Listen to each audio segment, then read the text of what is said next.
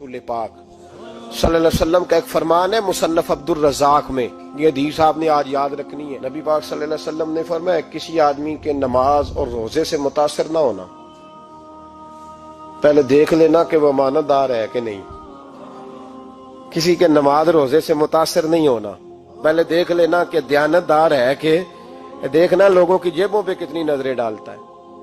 फरमाया बहुत सारे नमाज रोजे वाले धोखेबाजी करते हैं, दयानती न करें, अपने ओहदे का पास रखें, अपने मनसब का ख्याल रखें। ओहदे जिस जगह आप मौजूद हैं आपकी जिम्मेदारी है। मेरे रसूल पाक सल्लल्लाहु अलैहि वसल्लम ने फरमाया हर बंदा तुम में से निगरान है और जो उसकी रियाया है उसके बारे में उसने जवाब देना है। कभी भी बददयानती ना करें। हम लोगों का पहले एतमाद हासिल करते हैं, फिर उस एतमाद को ठेस पहुंचाते हैं। उसका नुकसान पता क्या होता है? दुनिया में सबसे कमजोर शख्स वो होता है जिस पर कोई एतबार नहीं करता। जिसका एतमाद जाया हो जाए वो आदमी बिखर जाता है। कभी भी धोखाधड़ी की पॉलिसी ना बनाए। हम लोगों से मुफादात लेने के लिए अपने रवैये मीठे करते हैं और जब काम निकल जाता है फिर हमारे रवैये बदल जाते हैं। ये धोखा है, ये बददयानती है। इसको अल्लाह रसूल ने पसंद नहीं किया। मेरे नबी पाक अलैहिस्सलाम ने फरमाया जिसमें तीन बातें पाई जाए वो तो मुनाफिक है। अगरचे उलमा कहते हैं यहाँ मुनाफिक इत्कादी मुराद नहीं, मुनाफिक अमली मुराद है, लेकिन हुजूर ने फरमाया मुनाफिक है। या रसूलल्लाह कौन? फरमाया वो बंदा जब बात करे तो झूठ बोले, जब वादा करे तो मुखालफत करे, जब अमानत रखी जाए तो बददयानती करे। ये तो बंदा मुनाफिक है। हजरत अबू नूर अलैहिर्रहमान ने लिखा है, फरमाते हैं महमूद गजनवी का दौर था तो एक आदमी महमूद गजनवी के पास ना अपना केस लेके आया, मुद्दई बन के आया। उसने कहा बादशाह मेरा केस बड़ा निराला है। बादशाह सलामत ने कहा वो किस तरह? कहने लगा ये मेरे पास एक थैली है, मैं ना सफर पे जाने लगा तो ये थैली पूरी हीरों की भरी हुई। फलां इलाके के जो काजी साहब है ना, मैं जाती दफा मैं कहीं सफर पे जा रहा था तो मैं उनके पास छोड़ गया कि रास्ता लंबा है, कहीं कोई मुझसे छीन ना ले, हीरों की भरी हुई थी। कुछ दिनों के बाद मैं वापस आया हूं, काजी साहब ने मुझे थैली वापस की है तो इसमें हीरों की बजाय खोटे सिक्के निकले। अब मैंने काजी साहब से कहा है तो काजी साहब तो मेरे गिरेबान तक आते हैं, वो कहते हैं बता कहीं से फटी है, खुली है? वो जिस तरह टांके लगा के तूने सी थी उसी तरह लगे हुए हैं कि नहीं? तो हुजूर लगे भी बिल्कुल उसी तरह है, ना फटी है ना खुली है। अब मैं लुट गया हूं, मेरी कुल उम्र की कमाई जाया हो गई, खोटे सिक्के कहां और हीरे कहां? तो मेहरबानी करें और आप की बारगाह में अल्लाह रसूल के नाम पर हलफ देता हूं कि मैं हूं बिल्कुल सच्चा। महमूद गजनवी कहने लगे तू जा, थैली छोड़ जा और जब मैं तुझे बुलाऊंगा फिर दोबारा आना। वो शख्स चला गया। महमूद गजनवी उठे, दरबार बर्खास्त किया, लोगों से कहने लगे चले जाओ, मैं 3 दिन के लिए सैर करने जा रहा हूं, 3 दिन के बाद लौटूंगा। अकेले जब रह गए ना महमूद दरबार में तो महबूब ने छुरी मंगाई। वो जिस तख्त पे बैठते थे वहां गद्दा बिछा हुआ था, ये गद्दा पड़ा है ना, वो गद्दा बिछा हुआ। तो महमूद ने छुरी के साथ उसको फाड़ डाला और छुरी जेब में रखी, निकल गए। कहने लगे मेरे बाद कोई मेरे दरबार वाले इहाते में दाखिल ना हो। महमूद चले गए। अब वो सफाई करने वाला जब आया ना, उसने आके देखा तो गद्दा तो फटा हुआ है। उसने शोर डाल दिया, पहरेदार भी आ गए, फलां साहब भी आ गए, फलां साहब। उसने कहा ओ खुदा के बंदो उसका गद्दा फट गया है, वो तो मार डालेगा। उसने कहा था सिवाय सफाई और निगरानी वाले के दूसरा आए कोई ना, और यहाँ आया भी कोई नहीं। पहले दिन ही फटा हुआ है तो लटका देगा सबको, क्या करें? शोर हो गया, सारे दरबार के मुलाजिमीन इकट्ठे हो गए। एक बंदा बोला, कहने लगा फिक्र ना करो, मैं कैसे बंदे को जानता हूं, इस तरह सिएगा कि जिसने फाड़ा होगा उसे भी पता नहीं चलेगा कहां से फटा था।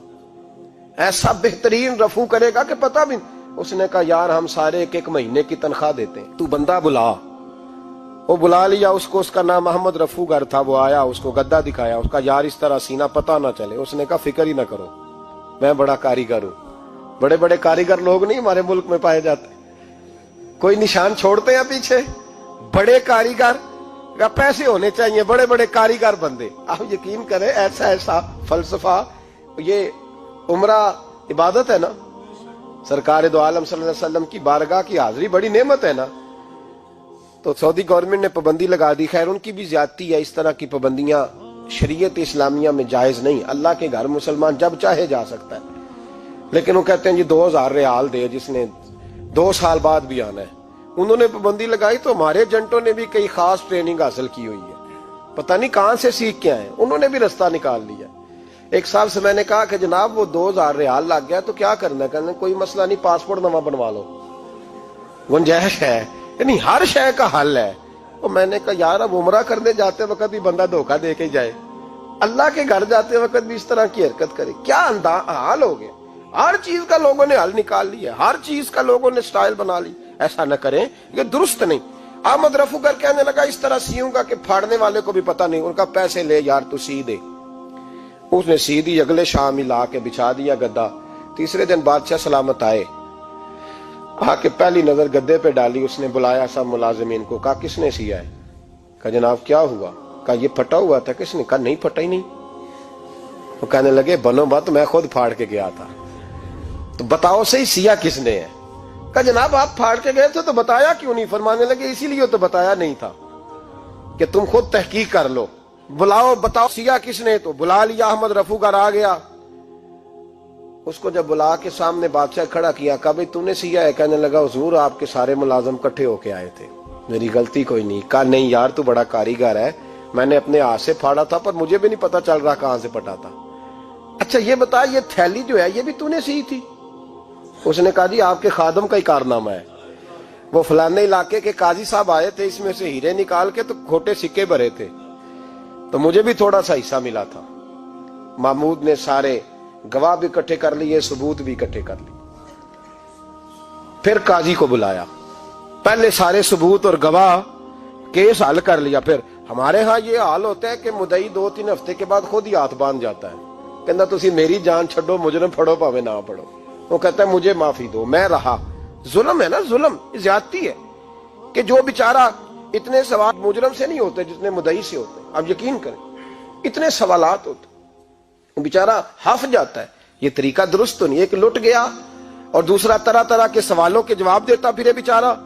سارے ثبوت اکٹھے کر کے قاضی صاحب کو بلایا، تنہائی میں لے جا کے محمود غزنوی نے کہا قاضی صاحب آپ سے غلطی ہو گئی، غریب آدمی تھا، وہ لٹ گیا ہے، اس نے تو بڑی مشکل سے کچھ ہیرے جمع کیے تھے اور اس کی کل کائنات تھی، تو آپ اس کا مال اسے دے دیں، بات ختم۔ قاضی صاحب کہنے لگے آپ مجھ پہ الزام لگا رہے ہیں، سوال ہی نہیں پیدا ہوتا، آپ میری داڑھی دیکھیں، آپ میرا اعزاز دیکھیں، دنیا جانتی ہے میں کہا قاضی صاحب انسان بھول ہی جاتا ہے، بندہ بھول جاتا ہے، غلطی ہوگی، مال نے کہا نہیں سب، کہا میں تنہائی میں پوچھ رہا ہوں، میں اس وقت پوچھ رہا ہوں جب دوسرا موجود کوئی نہیں، آج توبہ کر لے، میں کچھ نہیں کہوں گا، تو میری زبان پہ اعتبار کر، تجھے پتہ ہے میں جو کہتا ہوں اس پہ عمل بھی کرتا ہوں، باز آ جا۔ پر قاضی نے کہا نہیں میری غلطی کوئی نہیں۔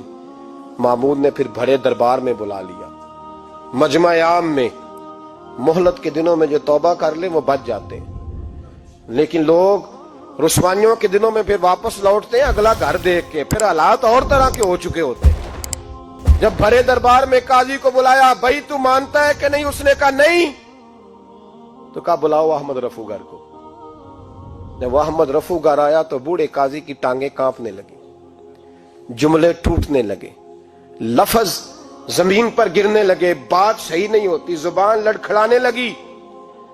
محمود کہنے لگے قاضی میں نے تجھے کہا تھا وہاں مان جا بات، اب بڑے دربار میں بول۔ تو جب قاضی صاحب کی گردن خود بخود جھک گئی تو دنیا سمجھ گئی، کہا نکل جا میرے دربار سے۔ محمود بولے نکل جا، اتنی تجھے عزت دی، اتنی بڑی تنخواہ دی، قاضی بنایا، اور یہ چھوٹی سی رقم کے لیے، تھوڑی سی رقم کے لیے تو بددیانت ہو گیا، چل چلا جا، نکل۔ قاضی دربار سے نکلا تو لوگ لعنتیں برسانے لگے۔ کل جو دکانیں چھوڑ کے سلوٹ کرنے آتے تھے وہ کہنے لگے اس کی عمر دیکھو، اس کے کام دیکھو، دیکھو اس نے کیا کیا۔ گھر گیا، بچے جن کے لیے پاپ کمایا تھا، جنہاں لی تو پاپ کمائے ہن کتھے نہیں ہو تیرے گھر دے، وہ بچے کہنے لگے ابا جی ہم تو سکول مدرسہ جانے کے قابل نہیں رہے، امید تھی کہ بیوی ساتھ دے گی۔ وہ کہنے لگی میں میکے کیسے جاؤں گی، گلی کی عورتیں طرح طرح کی باتیں بناتی ہیں۔ اور بھائی کامیابیوں کے بڑے